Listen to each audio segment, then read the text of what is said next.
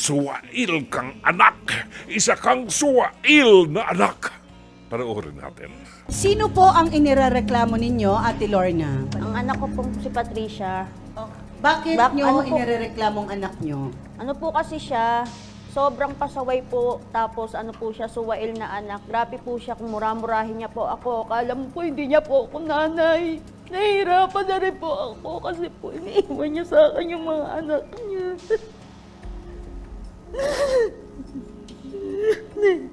Okay, Ate Lorna, ilang taon siya nung nag-umpisa siyang nakitaan mo na ng pagkabastos sa ina niya? 9 years old po. 9 years old? Opo. Paano? Ba't ganun kaaga? At paano? Nano po kasi napabarkada po siya. 9 years old, nagbarkada na? Opo, nag-aaral po siya, tinatakasan niya po ako, umakyat po siya sa bintana. Ganun? Para lang po makabarkada siya, iiwan Siyam niya. na taon. So, ang 9 years old ay grade? Grade 4. Grade 4.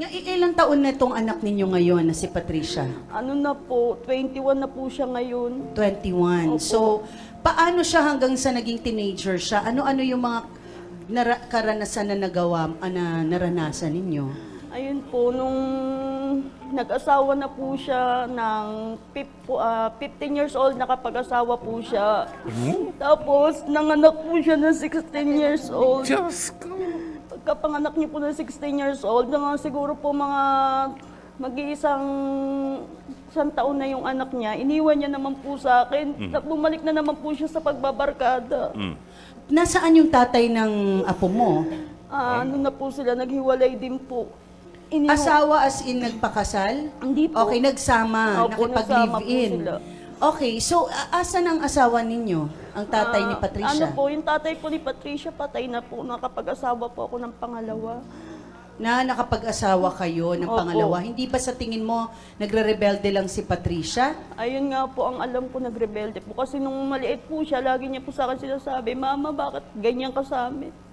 Mas mahal mo pa yung pangalawa mo kesa sa amin. Sabi ko May naman, pagsisisi siya Opo. na bakit parang mas mahal mo o nakuha ang atensyon nila na dapat para sa kanila nakuha ng atensyon nung kinakasama ninyo, yung pangalawang ama. Opo. So, nanganak si Patricia.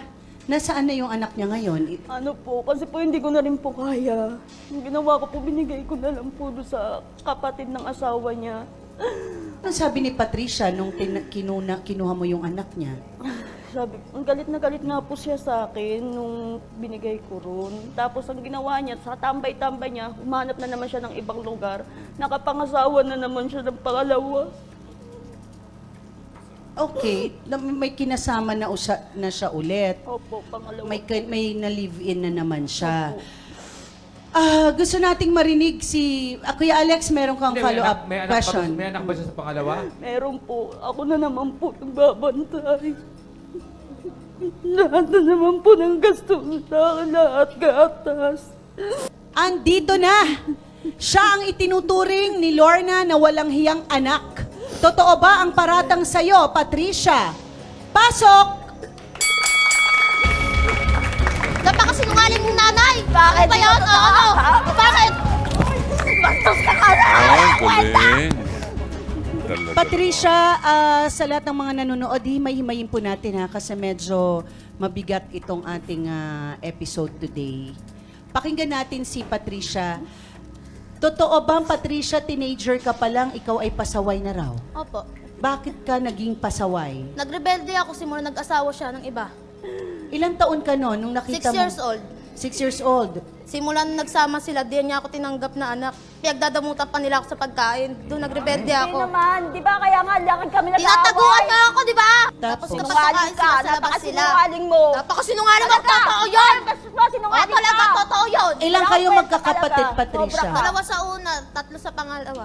So, Patricia, kailan mo huling nakita yung anak mo? 1 taon binigay na ni mama doon sa Bulacan. Tapos, Simula nun naging... hanggang ngayon, hindi ko na pa nakikita yung bata. Bakit di mo nakikita ang bata kung anak mo yon? Dapat alam niya yon, Ate Lorna. Ayun nga po eh. Kaya bakit willing naman sila pumunta? Ang inaano lang kasi, nung nasa kanya na naman yung anak niya, yung huli ng Pasko, kasi hindi ko alam yung ugali niya, sinasaktan niya yung anak niya. Kaya ayaw na sa kanya ibigay ng Di ko sinaktan kapatid yun! ng anak ng asawa Nakita niya. niyo? Oh, di ba sinampal niya? Kaya nga ayaw na sa inang anak mo eh. Pag lalapit ka, ayaw mo. Kasi spoiled nga eh! Kaya Di nga, ba, dapat spoiled? kasi inaano mo yung Spoiled anak nyo. mo. Anong in-spoiled? Hindi ako nag-spoiled Sus! doon. Ikaw yung nag-ano, ikaw nagbibigay doon, hindi naman ikaw yung nanay, ako Ako yung Oh. nandito na. Oo, nasaan ka? Bakit Hindi binigay ka mo? nalagaan mo Bakit na maayos yung pinuntahan ko anak naman mo. yun ah? Ay, pag Nalagaan nalagaan ko mo, ba? nalagaan mo, Oo. iniwan mo nga, di ba? Gusto nyo kasi Kasi araw-araw may nagkakaya. pera kayo. Hindi. Anak nyo ako pag may Iwan mo. pera, tapos pag wala pera ko, ano mga sinasabi nyo? Bastos ka.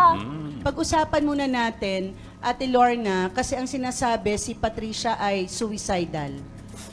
Ilang beses na siyang nagplanong magpakamatay Ayun po, ano sa iyong pagkakaalam. Ano na po, 4 na laslas na po siya. Ilang taon ka nag-umpisang maglaslas ng pulso? Pulso ba? 12 years 12 years old. Bakit, Patricia? Anong iniisip mo nung Gulong-gulo maglalaslas na ako ka? sa sarili kasi hindi ko naramdam pagmamahal nila. Hanggang ngayon. May peklat ka rin sa braso daw na hindi naman natin makikita ngayon. Bakit? Pati leeg mo nilaslas mo? Yan, nagpapakamatay siya dahil sa kinakasama niyang pangalawa kasi sobrang silosa. Ah, dahil din sa lalaki. Opo. Ito po yung sa lalaki. Yan yung sa Yan. lalaki. Okay. So, ano nangyari? Anong pumapasok sa isip mo habang ginagawa mo to? Thinking na ang katotohanan ay meron kang anak na mag-iintay sa'yo. Anong pumapasok sa isip mo? Ako na magpakamatay kasi gulong-gulo na talaga ako sa sarili. Hindi ko na alam gagawin ko. Wala rin ako mapagsabihan ng sama ng loob. Nagbigti ka rin daw? Kaso natuputol. Naputol. Aside from that, nagtangka ka rin daw na tumawid habang may parating na truck. Hinila niya lang ako. Hinila ka ng nanay mo. Tapos sasabihin mo, hindi kita mahal. Mm-mm. Paano mo na naramdaman na patawid na? Kasi nga po, tumakbo po siya. Habang tumatakbo po siya, sabi niya sa akin, magpapakamatay na ako, magpapakamatay ako. Tapos sabi ko, sige, tubukan mo, magpakamatay. Bakit? Ako ba mawawala? Giniganyan ko siya, parang panakot na lang po sa kanya. Hindi ko naman po akalain, talagang didiretso siya. Kaya yung nakita ko po siya patakbo na ng highway, bigla ko po siyang hinawakan ng gano'n.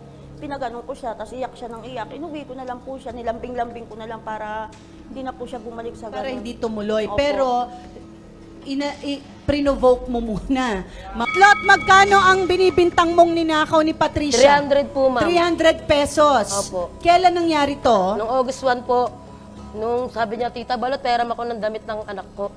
Yung anak nga niya. Sige, pasok ka lang doon sa bahay. Tapos po, nung hinanap ko po yung pera, doon ko lang po sa hiniram niyang damit, doon ko pinatong. Tapos nagdigdiray siya na hindi niya kinuha. Kayo ni Nanakaw! Malandi kami! Lahat ng lalaki yata! Patricia, kasama sa akin.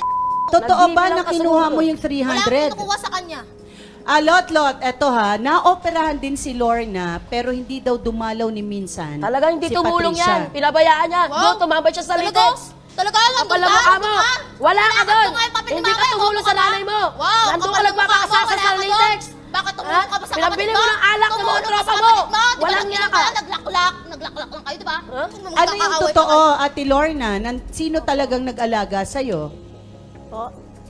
Po, yung anak ko pong isang buntis, tapos sila tinulungan po nila ako. Kasi yung anak ko na sa barkada nga po, wala po siya. Hindi po talaga siya pumunta sa akin. Napakasinungaling mo. Isang beses lang po siya pumunta sa akin. Napakasinungaling mo. Ako naglakad ng papel mo. Tumalo siya sa Kanina akin. pa, kanina pa sinasabi ni Patricia na nilakad niya yung papel. Hindi po siya. Humingi lang po siya ng tulong sa barangay na kahit papaano may pandagdag lang Ako po. naglakad ng Okay. papel mo lahat. Hindi Tapos ka tum- tulong hindi ikaw dahil ang dyan sa ano mo. naglakad. Kaya ka na-operahan. Okay, at Patricia, nakikita mo lahat ito, pero ano ba yung nilakad mo na yon? Yung Barangay, ano niya, yung PhilHealth niya, tapos yung PhilHealth. bill niya sa ospital. Wala, Tapos hindi yung tulong yun ang na- nilakad mo. Sinungaling ka. Ang Wow, nilakad mo lang sa totoo, barangay ka lang. totoo yun, Yung totoo yung yun. kapatid Ewan ko kung posible pa at ipagdarasal ko sa Diyos. Sana ay mabigyan ng isang pagkakataon pa to start anew, mabuo ang isang pamilya. Hindi ko alam kung kaya pang mabuo sa laki ng pagkawasak ng relasyon ng maginang ito.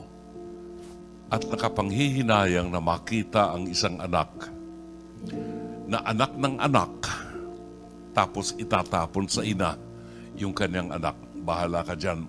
Maghahanap ako ng magbibigay pa ng anak sa akin kasi masarap eh. Bahala ka na dyan. Yung nanay naman, ipinamimigay naman yung kanyang apo. Wala akong makitang love dito sa pamilyang ito. Mabuti pa yung nagbebenta ng tuta. Naibebenta ang tuta. Ito yung bata, hindi maibenta, pinamimigay na lang. Wala akong makitang pag-ibig. Hindi ko masisi si Patricia sa pagiging rebelde niya sa kanyang ina dahil hindi nakadama ng pag-ibig. Baka naman si Lorna ay ganyan din ang nakita niya sa mga magulang niya. And it becomes a cycle. Sana magkapatawaran. Although mahirap paniwalaan, pero naniniwala akong nagmimilagro ang Diyos. Sana maibalik at limutin ang kahinaan ng bawat isa. I will pray for you. Thank you, Mama Carla.